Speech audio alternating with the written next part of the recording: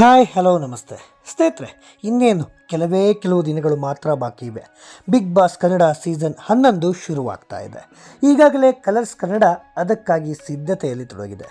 ಸಹಜವಾಗಿ big boss Kannada ತನ್ನದೇ ಆದಂಥ ಒಂದು ದೊಡ್ಡ ಅಭಿಮಾನಿ ವರ್ಗವನ್ನು, ವೀಕ್ಷಕ ವರ್ಗವನ್ನು ಹೊಂದಿದೆ.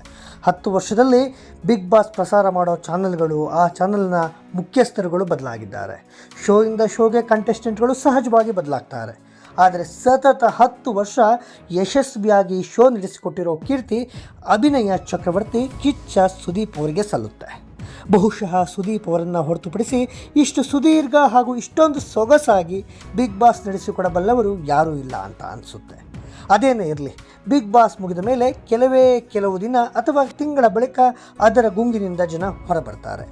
ಅಲ್ಲಿಂದ ಸ್ಪರ್ಧೆ ಮಾಡಿದವರು, ಗೆದ್ದವರು ಆನಂತರ ಸಕ್ರಿಯವಾಗಿದ್ದರೆ ಮಾತ್ರ ಜನರ ಮನಸ್ಸಲ್ಲಿ ಉಳಿತಾರೆ. ಸೈಲೆಂಟ್ ಆದರೆ ಜನ ಕೂಡ ಮರೆತು ಬಿಡ್ತಾರೆ. 10 ಸೀಸನ್ಗಳಲ್ಲಿ ಯಾರೆಲ್ಲ ಇದ್ದರು, ಹೇಗಿತ್ತು ಆ ಸೀಸನ್ಗಳು ಅನ್ನೋದನ್ನು ಒಂದೊಂದಾಗೆ ನೋಡ್ತಾ ಹೋಗೋಣ. ನಾವು ಒಂದು ನೆನಪು ಮಾಡ್ಕೊಳ್ಳೋಣ ಹಿಂದಿನ ಸೀಸನ್ಗಳ ಬಗ್ಗೆ. ಈ ವಿಡಿಯೋದಲ್ಲಿ ಕನ್ನಡ ಬಿಗ್ ಬಾಸ್ ಸೀಸನ್ 1ರ ಬಗ್ಗೆ ಹೇಳ್ತಾ ಹೋಗ್ತೀನಿ. ಕನ್ನಡ ಬಿಗ್ ಬಾಸ್ ಸೀಸನ್ 1 ನಡೆದಿದ್ದು 2013ರಲ್ಲಿ. 2013 ಮಾರ್ಚ್ 24ರಿಂದ ಜೂನ್ 30ರವರೆಗೆ 99 ದಿನಗಳ ಕಾಲ ನಡೆದಿತ್ತು. ಅವತ್ತು ಅದು ಕನ್ನಡಕ್ಕೆ ಹೊಸದು. ನಿರೀಕ್ಷೆ, ಕುತೂಹಲವು ಎಲ್ಲವೂ ಸಹ ಬಹಳ ದೊಡ್ಡ ಮಟ್ಟಗಿತ್ತು. ಜನರಿಗೆ ಚಿರಪರಿಚಿತ ಆಗಿದ್ದ ಹೆಸರುಗಳ ಜೊತೆಗೆ ಅಲ್ಲಲ್ಲಿ ಕೇಳಿದ್ದ ಕಂಟೆಸ್ಟೆಂಟ್ಗಳು ಕೂಡ ಲಿಸ್ಟ್ನಲ್ಲಿದ್ದರು. ಅಂದಿನ ಜನಪ್ರಿಯ ವಾಹಿನಿ ETVಯಲ್ಲಿ ಕಾರ್ಯಕ್ರಮ ಪ್ರಸಾರವಾಗಿತ್ತು. 15 ಮಂದಿ ಕಂಟೆಸ್ಟೆಂಟ್ಗಳು ಪಾಲ್ಗೊಂಡಿದ್ದರು. ವಿಜಯ ರಾಘವೇಂದ್ರ, ಅರುಣ್ ಸಾಗರ್, ನಿಖಿತಾ, ನರೇಂದ್ರ ಬಾಬು ಶರ್ಮಾ, ಚಂದ್ರಿಕಾ, ಅನುಶ್ರೀ, ರಿಷಿಕಾ, ರೋಹನ್, ಜಯಲಕ್ಷ್ಮಿ, ಅಪರ್ಣಾ, ತಿಲಕ್, ವಿನಾಯಕ್ ಜೋಶಿ, ರಿಷಿಕುಮಾರ್ ಸ್ವಾಮೀಜಿ, ಶ್ವೇತಾ, ಸಂಜನಾ ಸೇರಿದಂತೆ 15 ಮಂದಿ ಸ್ಪರ್ಧಿಗಳಿದ್ದರು.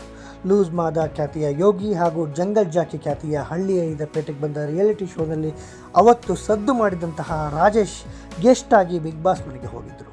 ಅಪರ್ಣಾ ಅವರು ಇತ್ತೀಚೆಗಷ್ಟೇ ನಮ್ಮನ್ನು ಅಗಲಿದ್ದಾರೆ. ರಾಜೇಶ್ ಕೂಡ ನಮ್ಮೊಂದಿಗಿಲ್ಲ. ಇನ್ನು ಮೊದಲ ಸೀಸನ್ನಲ್ಲಿ ವಿಜಯ ರಾಘವೇಂದ್ರ ವಿನ್ನರ್ ಆಗಿದ್ದರು. ಅರುಣ್ ಸಾಗರ್ ಅವರು ರನ್ನರ್ ಅಪ್ ಆಗಿದ್ದರು. ಬಹುತೇಕ ಎಲ್ಲರೂ ಪ್ರಬಲ ಸ್ಪರ್ಧಿಗಳೇ ಆಗಿದ್ದರು. ಇವತ್ತಿಗೂ ವಿಜಯ ರಾಘವೇಂದ್ರ ಸಿನಿಮಾ ಮತ್ತು ಕಿರುತೆರೆಯಲ್ಲಿ ಆಕ್ಟಿವ್ ಆಗಿದ್ದಾರೆ. ಅರುಣ್ ಸಾಗರ್ ಅವರು ಕೂಡ ಸಕ್ರಿಯರಾಗಿದ್ದಾರೆ. ಅವರು ಕಳೆದ ಸೀಸನ್ನಲ್ಲಿ ಕೂಡ ಸೀನಿಯರ್ ಕಂಟೆಸ್ಟೆಂಟ್ಸ್ ಲಿಸ್ಟ್ನಲ್ಲಿ ದೊಡ್ಡ ಮನೆ ಆಟಕ್ಕೆ ಮತ್ತೊಂದು ಅವಕಾಶ ಪಡೆದು ವೀಕ್ಷಕರಿಗೆ ಭರಪೂರ ಮನರಂಜನೆಯನ್ನು ನೀಡಿದರು. ಇನ್ನು ನಿರೂಪಕಿ ಅನುಶ್ರೀ ಇವತ್ತು ಕನ್ನಡದ ಪ್ರಮುಖ ಬಹುಬೇಡಿಕೆಯ ಆ್ಯಂಕರ್ಗಳಲ್ಲಿ ಮುಂಚೂಣಿಯಲ್ಲಿದ್ದಾರೆ.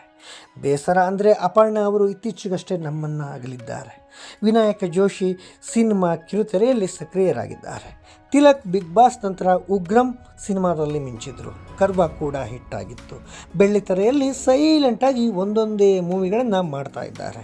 ಹೀಗೆ ಕೆಲವರು 10 ವರ್ಷದ ಬಳಿಕವೂ ಸಕ್ರಿಯರಾಗಿದ್ದಾರೆ. ಇನ್ನು ಕೆಲವರು ಕಳೆದೇ ಹೋಗಿದ್ದಾರೆ. ಈ ಬಗ್ಗೆ ನಿಮ್ಮ ಅಭಿಪ್ರಾಯ ಏನು? ಕಾಮೆಂಟ್ ಮಾಡಿ.